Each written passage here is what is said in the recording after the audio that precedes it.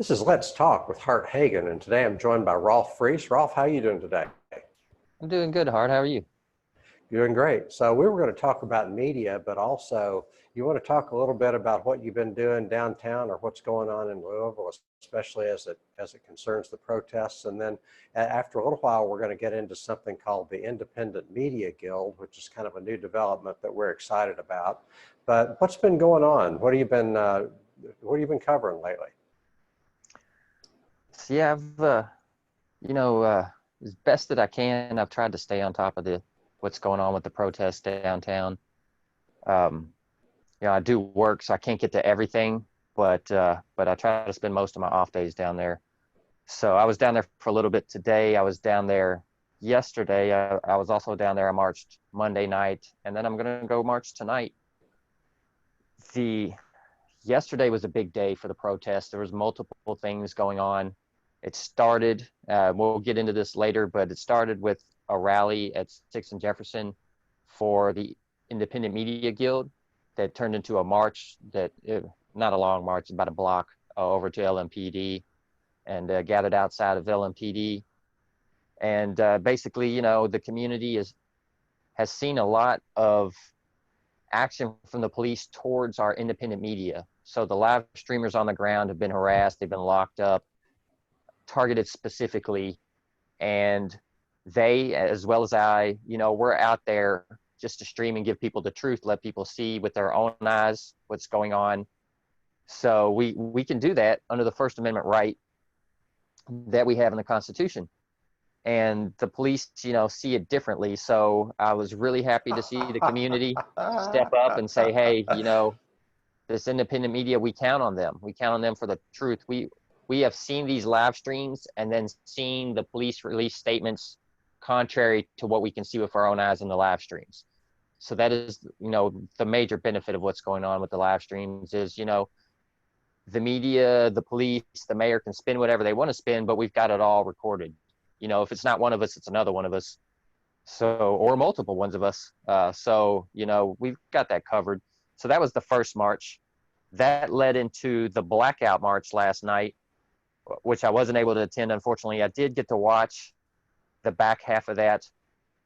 But basically they had everybody dressed head to toe in black. And they started at the square and they marched. I didn't see the beginning. I don't know where all they marched exactly. I do know they ended up at the mural at one point, the Breonna Taylor mural, and they made their way back to the park. They were marching in formation. It was really cool to see, very well organized. As far as I could tell, at least what I saw was completely peaceful. At that point, they got back to the park and kind of split off, and they wanted to do a caravan to the Highlands over by Barstown Road and Grinstead. I believe the police probably got wind of that because they cut off the caravan. I was watching two different live streams last night at this point, but they cut the caravan off and split them up, and then the What do police. you think is the rationale for that in their little minds? What is the rationale for cutting off the caravan? From the police? Yeah, no, I mean, whatever they did, I don't get quite what they did, but you said they're cutting off a caravan. So what is that, and why do they feel the need to do that? So what they did is they had to have gotten word somehow. But what they did is they blocked off multiple streets so that the caravan couldn't progress from Injustice Square over to the Highlands. And so it did eventually, but it took about an hour and a lot of rerouting. I don't know how people did it exactly. But that's how they did it, was with multiple roadblocks. And I guess the point, they just don't want, they want people to get frustrated. Seems like control. Yeah, they want control. They want people to get frustrated. And as if citizens protesting peacefully is a threat to peace, when actually, heavy-handed police is a threat to the peace, in addition to being a violation of our constitutional rights. Right, and of course, the irony of the situation is, these protests are about police accountability. Yeah, right. Police justice, police transparency, these things, and so they're meeting the protesters protesting for police accountability with actions, the type of actions that we're protesting to begin with. So, right. Very counterproductive. They just, it's clear they don't care about us. From the treatment of the journalists, the protesters, to the $750,000 increase for the police in the budget while this is happening, and they're getting a $750,000 increase at the expense of our libraries. By the way, that's where that money's coming from.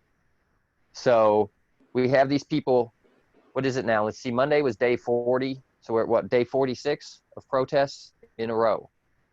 And in the middle of this, they decide the police need more money and that we have to harass our independent media. So they're not getting it at all. And the protesters, aren't going to stop. So we kind of saw that last night when the protesters did get to Bardstown and Grinstead, and they took over the street. And the police came up, and this was in a Matthew Ballard video. He was streaming, and he got right up on the interaction between the police officer and one of the leaders. And, she was courteous and nice to the protesters, and, basically said we needed to clear out, or she was going to call in more officers. There were already more officers there, but apparently she was going to call in even more. And he told her, we're not going to stop. Do what you got to do your job, do what you're paid to do, but we're not going to stop until there's justice. And that's just it from night to night. So it's not going to stop. And they can give them raises, and they can do what they need to do, but it's only going to get crazier. They had that action yesterday as well. I believe it was yesterday morning, where the mayor was in the West End unveiling a ribbon cutting for new, quote unquote, affordable housing.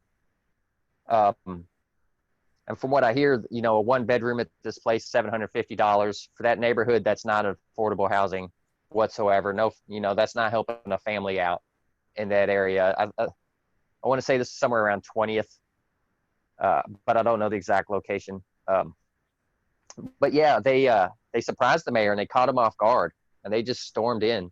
And I don't know if you saw videos of this, but yeah, they just stormed in, took over the place, chanting "Fire, fire, gentrifier," and of course, I saw the mayor, that. I love that. I love that. And So Maxwell did what the does that video. mean? Fire, fire, gentrifier. What does that mean? So they're calling the mayor, Greg Fisher, a gentrifier, and they want him fired. And okay. yeah. So just the fact that these big developers, buying out the West End and gentrifying it, you just put that complex in, and the people of the community can't afford to live in that complex. And not only that, but I believe it was that plot of land was a Boys and Girls Club. So you tear down a Boys and Girls Club to put in housing that the people of the neighborhood can't afford to live in? What is that? Who does that benefit? That benefits the developers.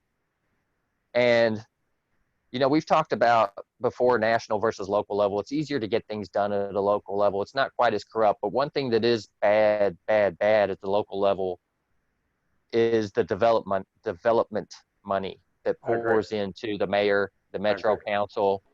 That's kind of, the local level, the military industrial complex, or pharma, as far as the donations coming in and kind of controlling. So it's all these developers, the big ones. And so we saw that, they changed the neighborhood with Nulu, but this neighborhood's a little bit different. It's a working class neighborhood out in the West End. They need more housing. They need places for their kids to be safely. You just remove that, and at the expense of housing that nobody can afford to live in. So you're going to bring in a completely different crowd to live in this complex. That where do the people for the community go, and where do those children go that were going to the Boys and Girls Club? What are they going to do after school or on the weekends or when they go? What's their options now? Because that hasn't been replaced with anything, to my knowledge. So that's a mess. So it's been an active weekend. It's not done yet. I was down in Justice Park earlier today before we recorded this. There was a not a march, but basically the bike version of a march. A lot of people on bicycles got out and hit the streets. Not quite fast enough to run and cover that live. So most I can do is tell you all about it. But they were out biking for Brianna. There's tonight is another big event. There's going to be a march to Injustice Square, and this is going to be full of artists and musicians. And then it's going to stay at Injustice Square and just be a rally there for the rest of the evening. So that's a big thing. So yeah, I'll be streaming that. So look for that. I'm really looking forward to that one, and we'll see how it goes. But yeah, really busy week. It's not letting up. It's day 46 since the start of the protests, and it's been 46 straight days of protests, and they are not going anywhere. And so I don't know what all demands need to be hit. I mean, I know what the demands are, but for to actually get people off the street and be satisfied, I don't know what it's going to take. We're nowhere close. And so, it's time for the mayor and the Metro Council to start listening to us and start listening to the people down there, and stop them. What do you think that's going to take? That's a big question there. We got to make it uncomfortable for them. I think we need more actions such as the one at that ribbon cutting ceremony, because the mayor was caught off guard. The crowd there was a completely different crowd that isn't exposed to rallies or protests, or really probably most of them have no idea the effect of what they're seeing. They're just seeing new housing and they're there supporting the mayor. But we need to catch them off guard. And they basically ran him out of there and let him know wherever he goes, they're going to go. So it's just going to be persistence. And we have to let them know we're not backing down. Their strategy at this point is to frustrate the people until they just give up. And so they're just trying to wait it out, play the frustration game, and hope people get tired and go home. But I can tell you from what I'm seeing right now, it's not happening. And if it does happen, it's not going to be soon. It's not going to be soon. So we'll see. What I can say is people are planning, they're organizing, there are new strategies. People are constantly coming up with new ways, and, they're going to be at the park and they're going to be marching every day, at least once. So, and they're going to take over the streets. So, I guess, we can do this as long as they can do this. But I can't say for sure,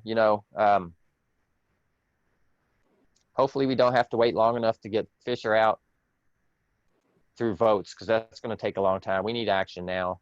Oh, yeah. But he's got to go regardless, now or later. Yeah, it's not just about who's in office, but how much popular pressure they feel. Like most of our environmental laws were signed into law by Richard Nixon.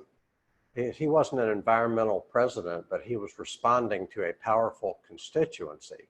You had students and environmentalists and that were active enough during the Nixon administration, and they were powerful enough, and he was scared of them. Chris Hedges talks about this over and over, that Nixon was scared of the protesters. He wasn't an environmentalist, but most of our best environmental laws were signed into law by Richard Nixon.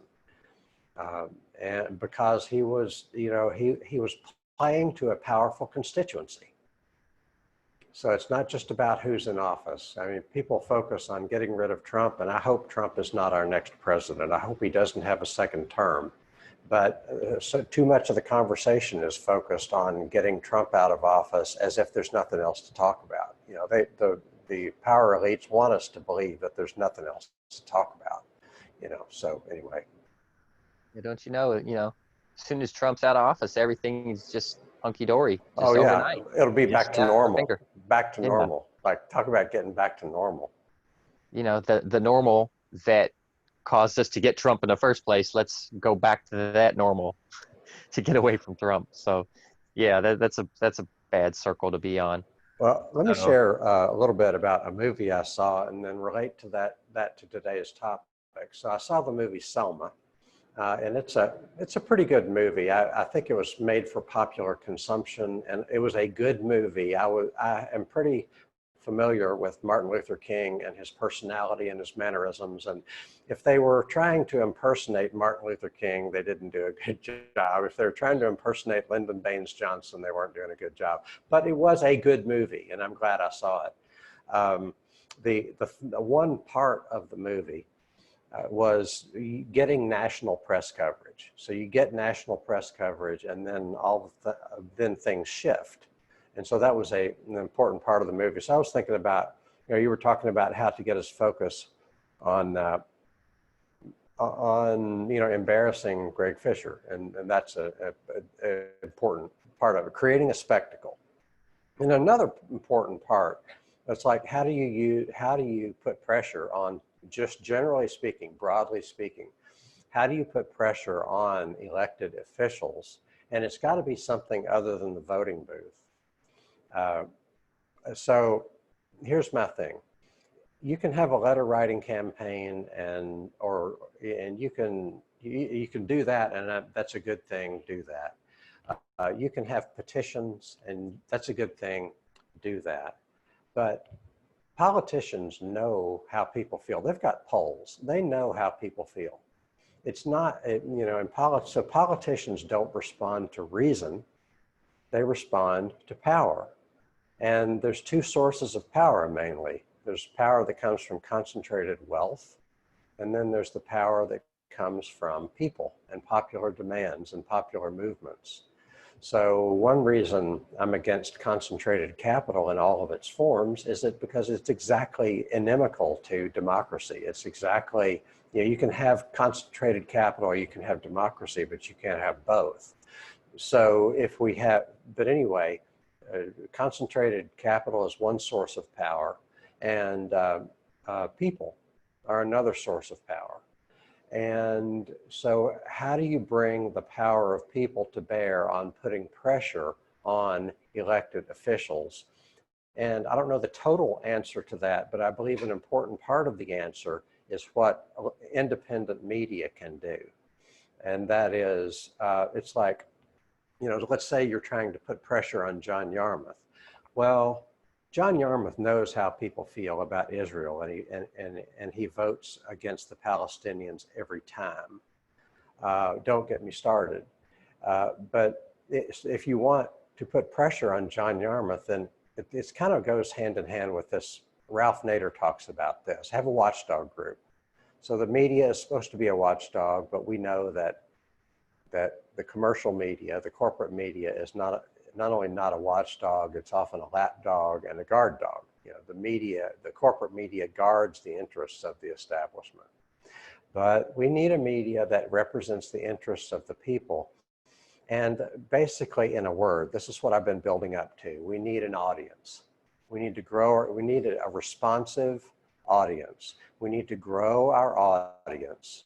And we need for that audience to be a responsive audience. If you have an audience, it is to some extent going to be responsive, because an audience means people that follow you. And people are only going to follow you if they like what you say. And if they like what you say, and if they get informed over time, then they will take action accordingly. So anyway, how'd I get started on? But the way to pressure John Yarmouth is not to write him a nice letter with very reasonable points. The way to pressure him is to have an audience of 1,000, 2,000, 5,000 people. Because it's like this. 1% is a small number and a big number. 1% so we have 750,000 people in Jefferson County. 1% of that is 7,500. So 7,500 people is a large number of people, but yet it's a small number of people because it's only 1%.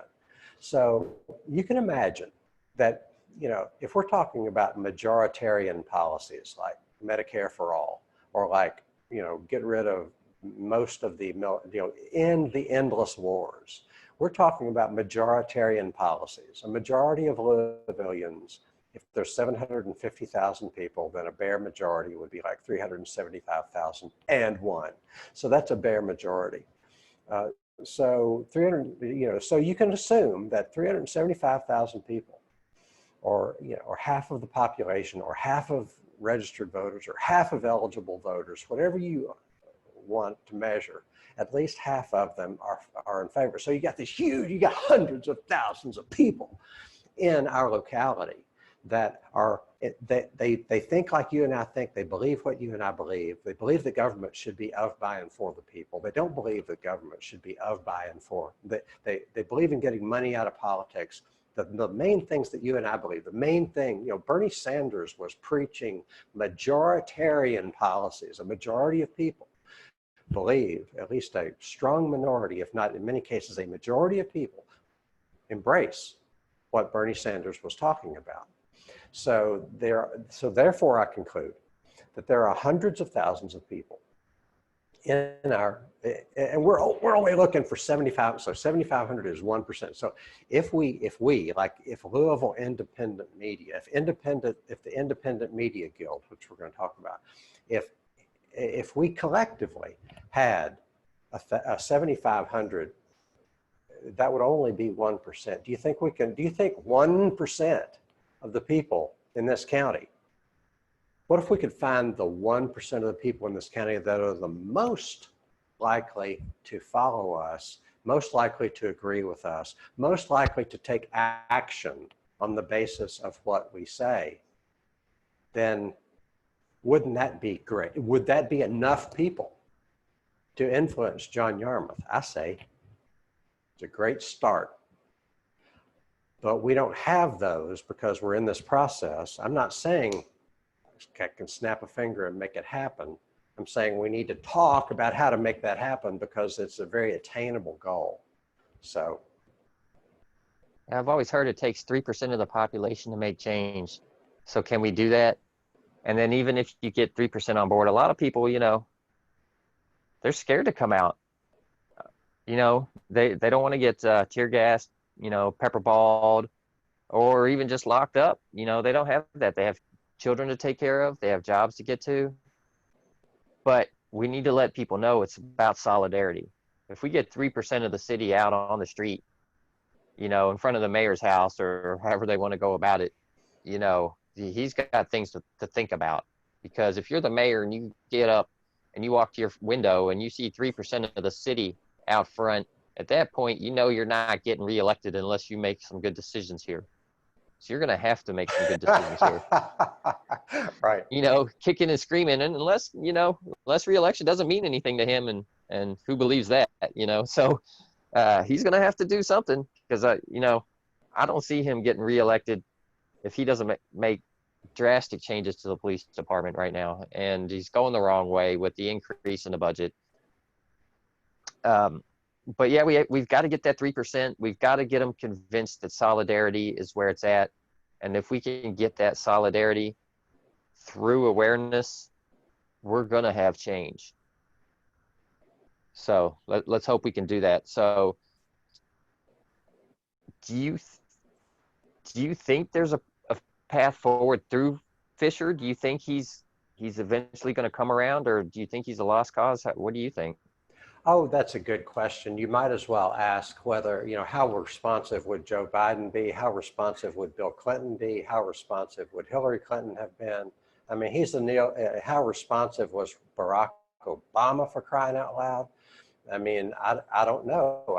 I think it's a function of, Jefferson said, when government fears the people, that's liberty. And when people fear the government, that's tyranny. So, we need the government to be afraid of the people, not afraid of physical violence, but we need the government to be afraid enough of us because we have power, and the only way that people can have power is to be organized. So I'm not answering your question. I don't know how responsive Fisher might be. I just know that we have to look not only who is in office, but we need to look at pressuring office holders no matter who is in office. I think, if Ja'Cory Arthur gets in with District 4, that he's going to push that Overton window. And so, hopefully that happens. He's got a solid grip on the black agenda downtown. So, so hopefully he can get in November. I did support Robert Lavertus Bell, but it was a very rare case of an election that had more than one good candidate in there, which is not something we see too often. And actually it's kind of a shame because you'd like to see both of those guys, in the council at the same time. Yeah. But that said, I think, Ja'Cory is a fighter. He knows his district. He knows the issues, he knows the solutions, and he's going to push for it. And so I think he will change that Overton window. And, you know, if he leads, then maybe we can pressure the rest of the council to move forward with him. We see that in Seattle right now with Kashama Sawant. She's She one is person. great. Yeah, Yeah. one person in one city council in one city. And if you don't mind my breaking in, so she made $15 minimum wage a national conversation by getting that pushed through, in my understanding. At least she had a big role to play. Plus, there's something about an Amazon tax, and I don't know the details, but there's been some tax legislation in the city council that Amazon has opposed with all of their funds, and they opposed her reelection with all of their power and all of their funding, and she won. Not by much, but she won. Anyway. Yeah, they dropped $1.5 million, Amazon did, to see her lose. So, you know, it really made me smile when she didn't lose. That's great. That's great. But yeah, she's one person there. And the rest of the council, they're, I don't know that they're exactly have the same political views as her, but yet she's still able to push the council to do work for the people. So it really only takes one on the council. And of course, Seattle's a bigger city than we are. So yeah, hopefully Ja'Cory will get in there and do what he needs to do. And then the next set of elections, you know, we can add to that, hopefully, and get some help for him in there and just keep pressuring. Right. So let me talk a little bit about, so we want to talk a little bit about independent media, why it's important and how to make it happen. So where do you start? So here's one thing, you know, be a big fish in a little pond. Locally, we at least have a chance to make an influence. Locally, we at least have a chance to be a big fish in a little pond. I mean, nationally, you're a drop, and not just a drop in the bucket, you're a drop in the ocean at the national level. And I'm not saying don't do any of that, but nationally, you saw how just, you know, when Bernie Sanders' nomination got too close for comfort, they closed ranks and they made sure it didn't happen. Barack Obama got involved behind the scenes. And the media has been, you know, what do you call it? They've been gaslighting. They've been, you know, how can you pay for Medicare for all when that's a deceptive question. But anyway, the media at the national level, the media is very powerful. The corporate parties are very powerful. And you're dealing with 100 years of Cold War propaganda. You know, you're supposed to be afraid of the Russians and all that. So it's hard to, so at the local level, there's a chance to be a big fish in a little pond. And there's also an opportunity to, don't you hate it when you lose your train of thought? But let's talk about, you know, okay, so we're talking about why is local independent media important? For one thing, the corporate media is sold out. The corporate media is, you know, worldwide, you have money that, I mean, concentrated capital rules the world. In other words, big money rules the world. And one of the ways that they rule the world is by owning the corporate media. Now, there was a time before the Telecommunications Act of 1996, there was a time when there were some limitations on who could own what, but that all fell by the wayside. And now 90% of media is owned by 4 mega corporations. That includes not only news media, but entertainment media. So, you know, and they're going to go to bat for their sponsors. You know, media is not a public service. It's not a charity. It is a business. They have to make money, and the more the better. And the way they make money primarily is by sponsors paying for advertisements. And sometimes the sponsors aren't even selling product. They're just buying silence. You know, so like Jimmy Dore says, they're constrained from, they don't investigate. They're owned by the very people they should be investigating, and you're not going to bite the hand that feeds you. So just one example is automobiles. So a lot of car, last time you watched TV, was there a lot of car advertisements? And Um, if you're you don't asking watch me, much I don't TV. really even I watch know, commercials or I know. anything, so I don't. Probably. Me neither. You're asking the I've wrong heard guy. that. Yeah, I've heard that there's a lot of car advertisements on TV, and I know from the last time I was in a sports bar, I know there's lots of food advertisements. So McDonald's has got that covered, and so big cars and big Well, food. Go ahead. well, in McDonald's defense, nobody would know who they are if you didn't see a commercial. All I mean, right. who's heard of them? Yeah. They got to Right. get business out somehow. Yeah. I know. Shoot. Uh, my uncle used to work for McDonald's, and they organized their entire business around. They organized their divisions around TV markets. I mean, every region is a TV market, so TV marketing is everything. Uh, so anyway, but these big, huge corporations, Fortune 500 companies, own the media, and so the media is not going to say anything bad uh, about anybody, any of their sponsors. In military industrial complex, if you want to buy a plane, Boeing's going to sell you a plane because they have advertisements on that. If you want to buy a submarine, Boeing is going to sell you a submarine because they have advertisements, or they tell you about all this stuff. Anyway, so what am I missing?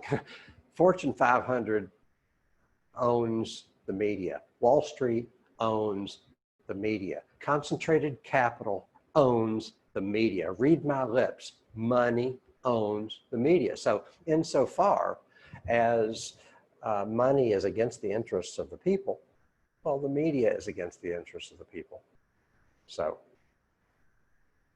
Yeah, the that's why we media. need local independent media. Independent meaning your salary is not being paid.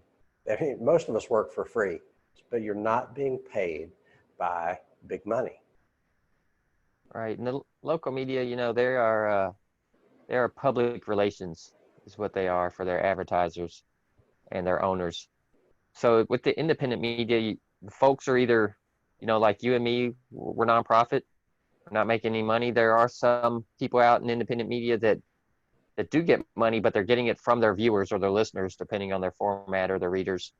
And so that's their viewers taking care of them, saying, hey, you're doing a good job. I want to see you be able to continue this full time. So I'm going to donate to see more of that, at which point that independent media organization or person is responsible back to their viewers to give them more of the content that they're there to see.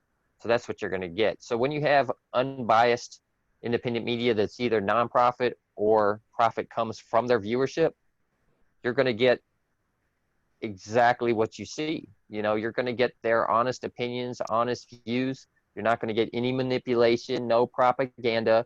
Now, everybody has a bias. Right. Everybody has Everybody a has a bias. bias. Right. But, a lot of with independent media, you will see that bias. And generally, the good ones are upfront about what their bias is. You know who Yeah. they are and why, what you're going to get from them. But whereas, Advocacy journalism, like Abby Martin, it's clear what her bias is. yeah, And she's, advocacy journalism it's no BS. I wish I could cuss on this, but it's no BS. It's well, everybody has a bias, but she'll tell you what her bias is, and there's no pretense of being neutral. right. Like even what I do, I call it activist media Mm-hmm. because I am an activist Right. doing media. But, I'm upfront about that. You unfortunately with the establishment media, they will give you very, very biased information and then pretend like they're giving you complete unbiased information. Like they are just giving you the scoop and you deal with it, but they're not. It's all in the framing, which we've talked about before, in the way that they word things and the things that they don't say, and then they just pretend that, that's just the news. That's Yeah. just the facts, but it's not, All the they're news heavily fit to invested. print. Right. New York Times. All the news fit to print. Right. So you're never going to see that from independent media. Everybody is upfront about who they are and what they're about. And if you watch them and you don't like what they're about, don't watch them or don't read them. Find somebody else who's more, what you're looking for your news content. But I don't know. Well, Kind of lost my everything train of needs thought to there. get its support from somewhere. Independent media, you're either doing it because you're passionate about it and not getting any support, or if you're like if you have a Patreon, then people are going to give you $10 a month, maybe 5, 10, $20 a month, because they like what you do and you're not bought, you know. Right. Your independent media is accountable to itself and to its viewers, and not any kind of donor. You know, nobody will ever have to worry about tuning into your show or watching my show and thinking, well, this is sponsored by so and so, so we can't get any information about that. It's just never going to happen. You're going to hear our true and honest opinions. You know, if you're watching my live streams, you're just going to see honest, real life footage. You know, sometimes it's positive, sometimes it'll be negative, sometimes it's going to be exciting, sometimes it's going to be boring, but it's going to be what it is and not a spin of that. You know, so that's what I want. Not, you know, and even people. I I try have to several carve out people. at least 1/3 of my time to be boring. If I'm not boring for at least 1/3 of the time, I feel like I've failed. You know, it's like a song. It's got its ebbs and flows, its ups and downs, you know, and you got to slow things down for a minute and then bring it Yeah, up and get people right. excited again. So, you know. So the So, thing is, you know, commercial media is all that most people have ever known, and that's by design.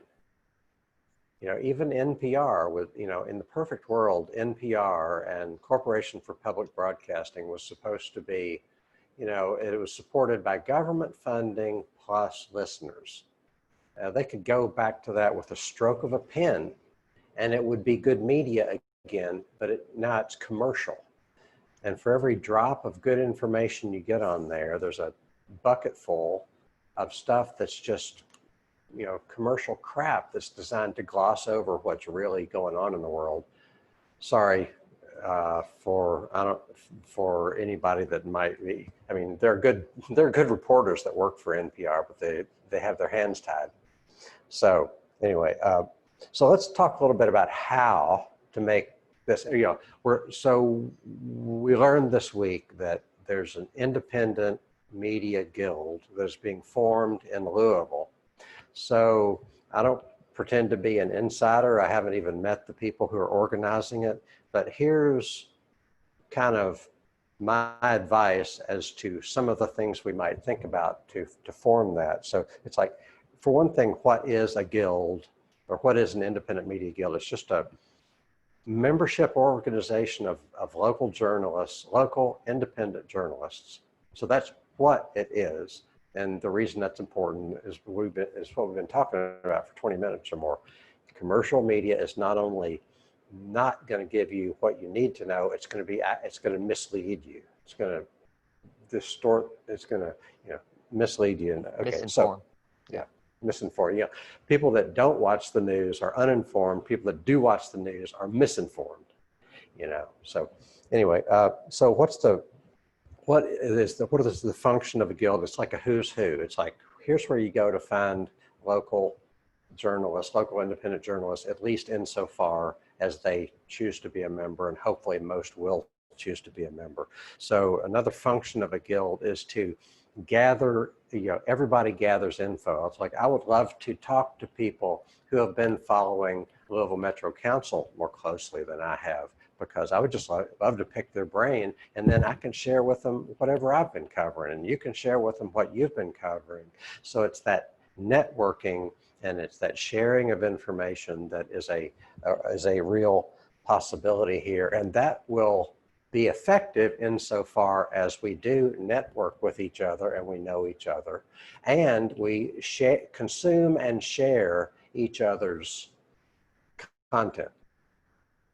It will only be as effective as, do we know each other? Do we like each other? Do we consume each other's content? Do we share one another's content? So, and then we can also support one another from a technical standpoint. Like, some people know more about video. Some people, like, I have some experience in recording Zoom calls. I can share with you what works, what doesn't work, what has worked for me and what's not. I have some subject matter expertise in the area of climate and in the area of biological diversity and the area of organic farming, some subject matter expertise in those areas. I'm happy to share, would love to enjoy and consume other people's subject matter expertise. And it doesn't take a whole lot of that collaborating and networking until you have more relevant stuff than they're ever going to find on the TV stations or in the commercial newspapers or the commercial websites, and their social media platforms.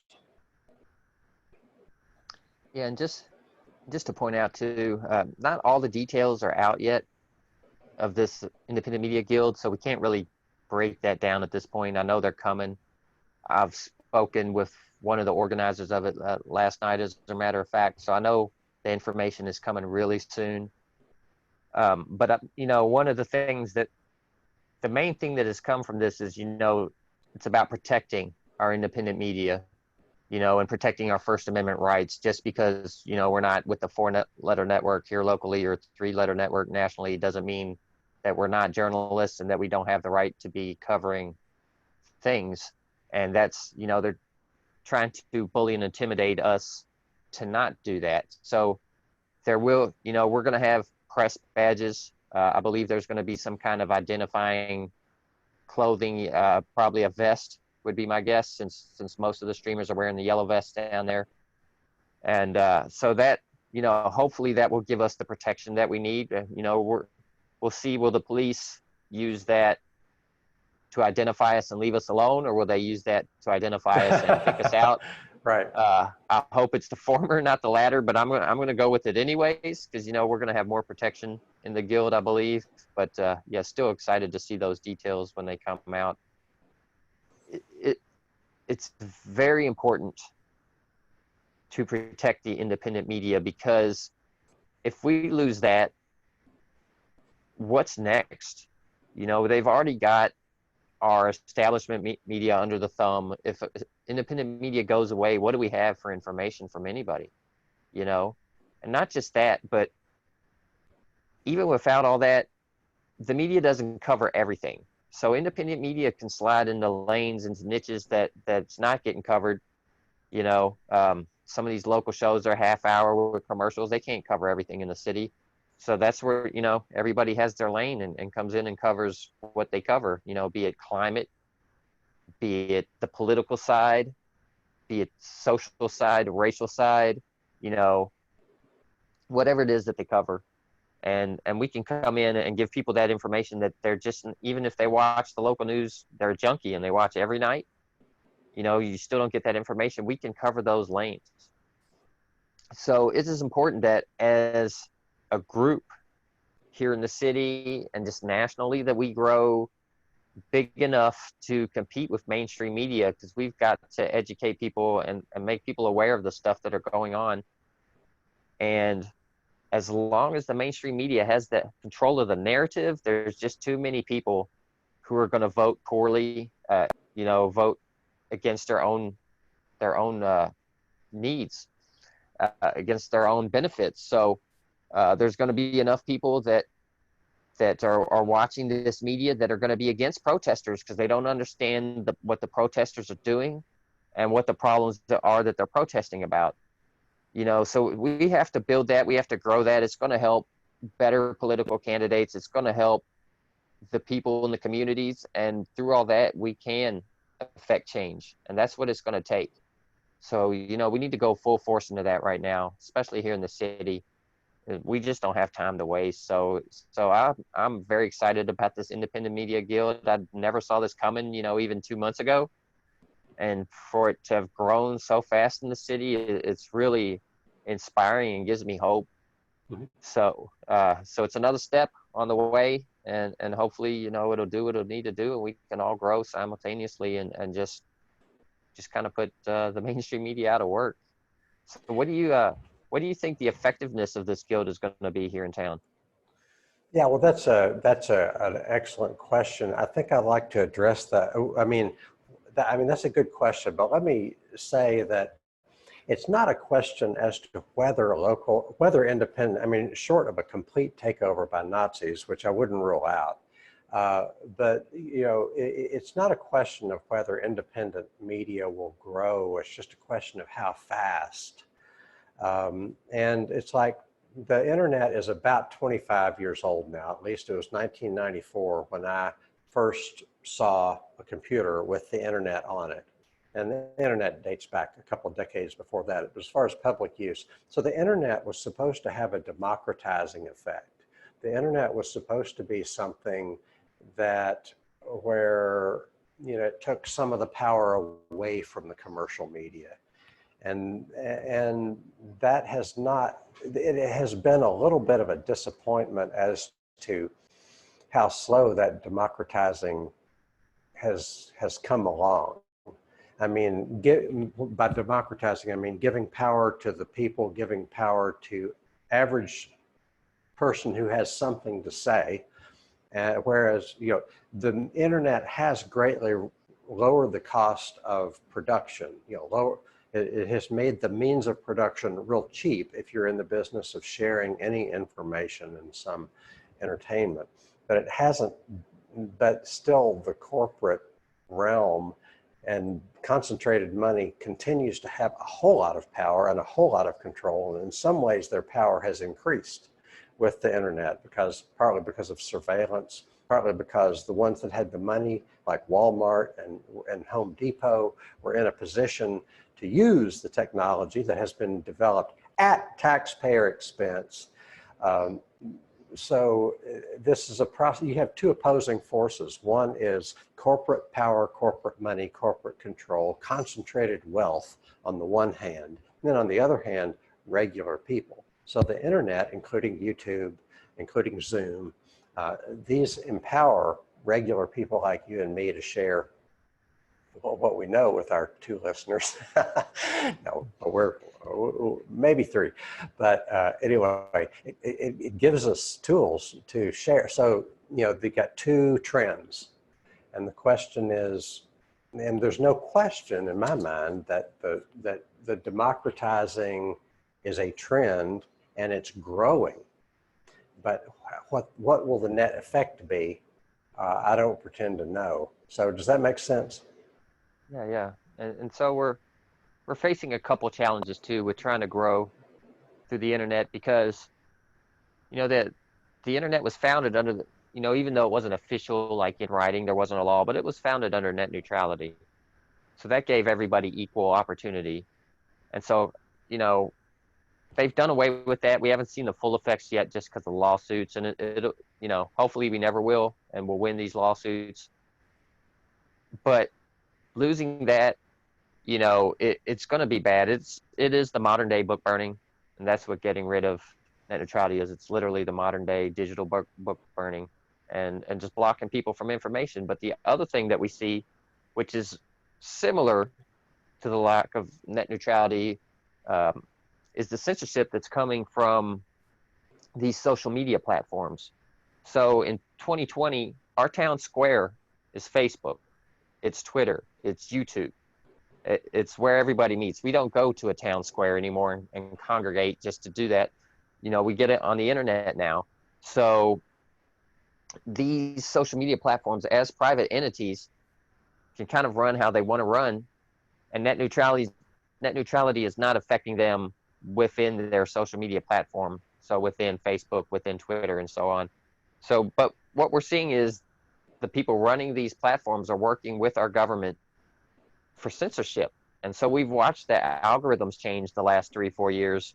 And now, you can go to YouTube, and it used to be all my recommendations were for independent media, but now they're not at all. Now they're all CNN, Fox News, who else? MSNBC's, and some of these. I don't want to watch this stuff. That's why people come to YouTube to begin with for news, is because we don't like what's on cable news. We want another source, so we want to come to YouTube to get around that. But now we're coming to YouTube, and they're saying, hey, after you finish watching what you like, why don't you check out MSNBC segment here? Why don't you check out this CNN segment? Well, no, I'm not going to, but how come I can't see a recommendation You know, and how come I get on YouTube and I'm unsubscribed from people that I follow when I was subscribed yesterday and I didn't unsubscribe?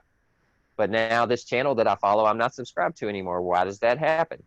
You know, so you've watched the analytics, you know, and I've heard multiple media member after media member talk about their analytics and just, you know, the ones that have been around where they were growing exponentially every month. And then all of a sudden the algorithms kicked in and now they just grow at a trickle and they lose followers every day, you know, probably like what I'm talking about where I'm suddenly not subscribed to somebody anymore. And so as long as they're working with that, that's more control of the narrative. So if you're going to a search function like Google, Firefox, or something like that, and there's censorship there through net neutrality, or you're going directly to a social media platform like Facebook, and you post an article, and then they tell you that it's fake news, and they put a little cover over, and you know, you'll get this little article from this little group that works with Facebook. And then you look into that group and you see it's run by former intelligence agency people and people from former administrations. And you're like, so you get on the internet and you double check and you find multiple sources and you find out the article you wrote is supported by facts. Or not that you wrote, but that you posted, you shared, is supported by facts. There's, you know, there's witnesses, there's this and that, there's all these facts. And yet Facebook is saying, hey everybody, don't read this post. Don't click on this post. It's fake news because this site that works with us tells you.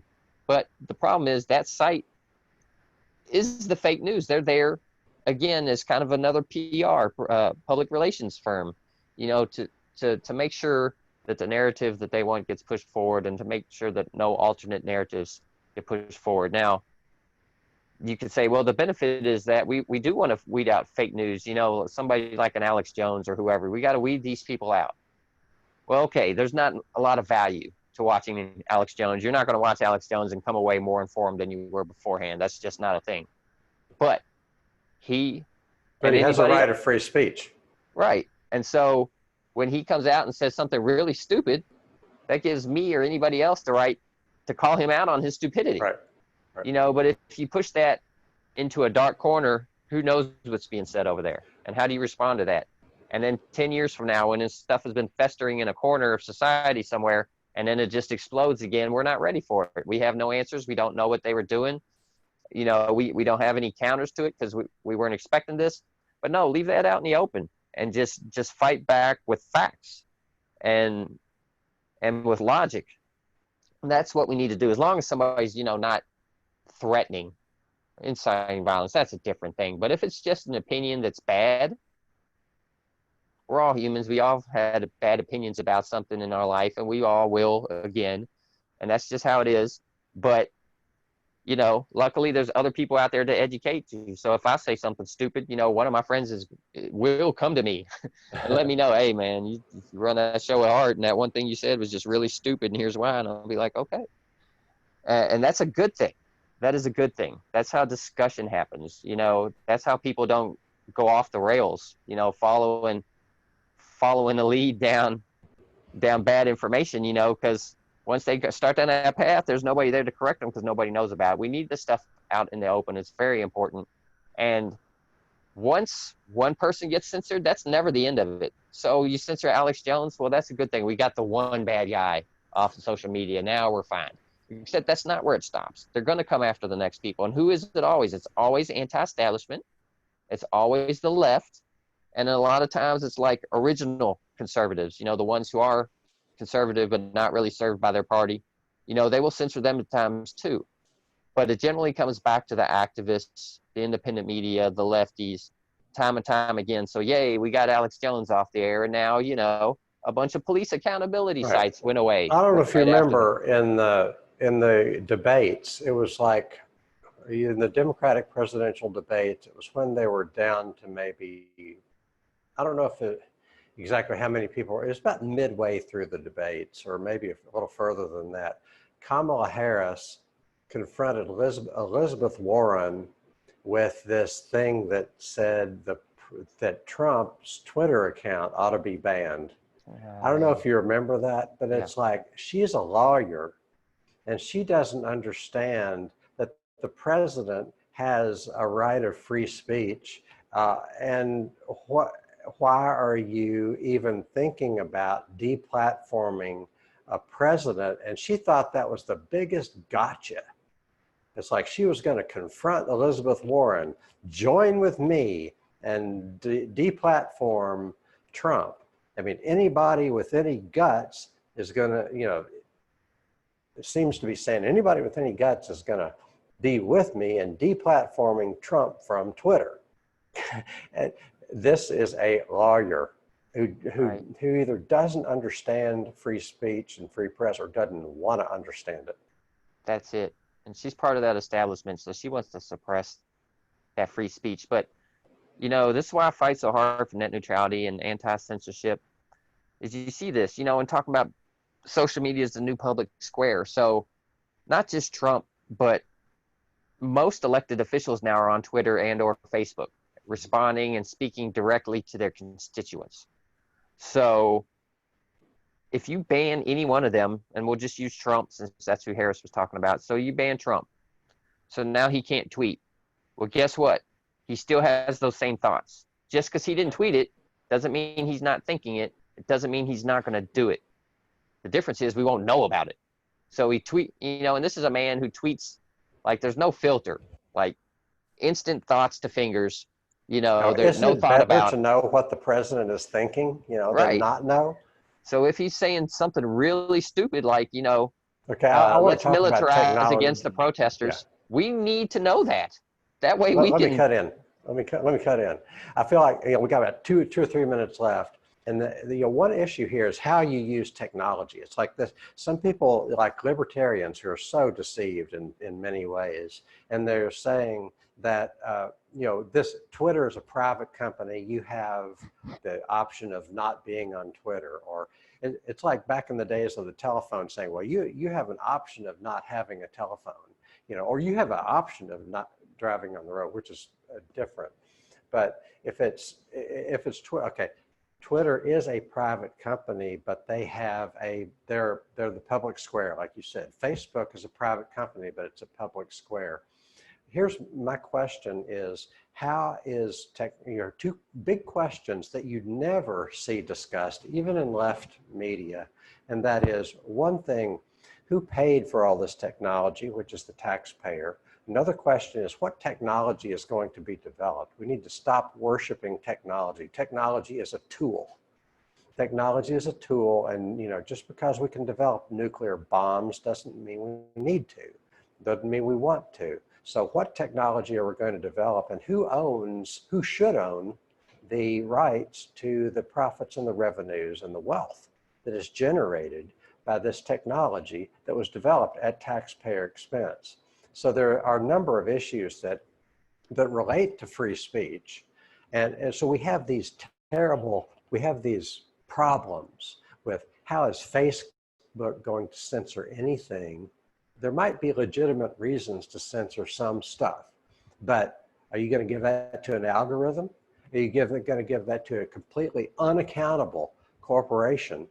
And we're not even talking yet about why do they get to amass all of this wealth in the hands of a very few shareholders when that technology that they're using was developed at taxpayer expense. Don't get me started on technology and the use of technology and how the people should be empowered to determine what technology we're going to develop. And when the technology is developed at taxpayer expense, then the control of that technology should be in the hands of taxpayers.